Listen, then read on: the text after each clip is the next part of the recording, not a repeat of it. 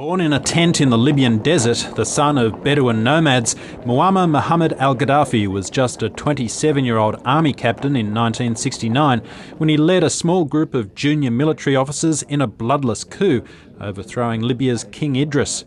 Gaddafi made himself a colonel, refusing a higher rank because he said the Libyan Republic was ruled by the people.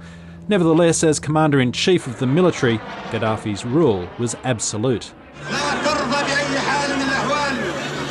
Blending Arab nationalism and socialism, Gaddafi seized control of private companies, imposed Sharia law, and oversaw the rapid development of the former Italian colony. He used oil revenues to lift living standards for ordinary Libyans, and he brought water to the desert. His so-called Great Man-Made River tapped supplies from hundreds of metres below the Sahara. But along the way, Gaddafi also enriched himself and his family, amassing a fortune estimated in the billions. He also became known for his flamboyant dress sense, as well as his extravagant and sometimes incoherent rhetoric. And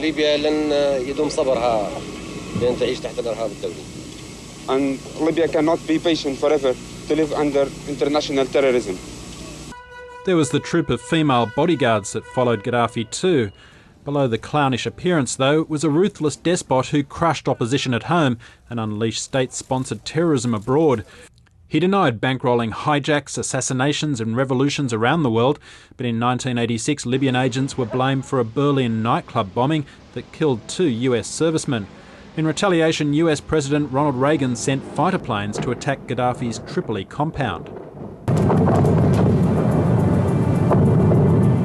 Mad dog of the Middle East has a goal of a world revolution, Muslim fundamentalist revolution.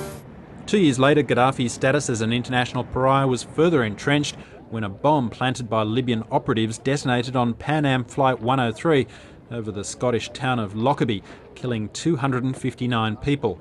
For the next decade, he defied United Nations sanctions, refusing to hand over 2 Libyan suspects to face trial in the Netherlands. But in 1999, with Libya's oil economy crippled and internal unrest growing, Gaddafi relented. One of the men, Abdel Basset al-Megrahi, was found guilty of mass murder. Libya also agreed to pay compensation to the families of those killed at Lockerbie, as well as those who died in the bombing of a French airliner over Niger in 1989. Britain led the push to re-engage with Libya and rehabilitate Gaddafi on the international stage.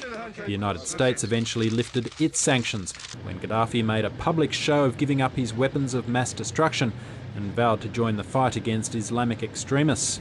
Investors jostled for a cut of the action. Libya was back in business, and Colonel Gaddafi's sons presented a new moderate image abroad. I'm very much looking forward to building on this relationship. So, Mr. Minister, welcome so much here. Thank you. We're delighted you're here. Thank you. But it didn't delight those who regarded Gaddafi as the same erratic despot he'd always been. And in 2009 there was more dismay when Britain released the Lockerbie bomber on the grounds he only had months to live. That he went home to a hero's welcome and is still alive today has encouraged the view that the West kowtowed to a dangerous tyrant in return for access to Libya's oil. In the end, though, it was unrest from within Libya itself that finally weakened Gaddafi's grip on power. Nick Grimm, ABC News.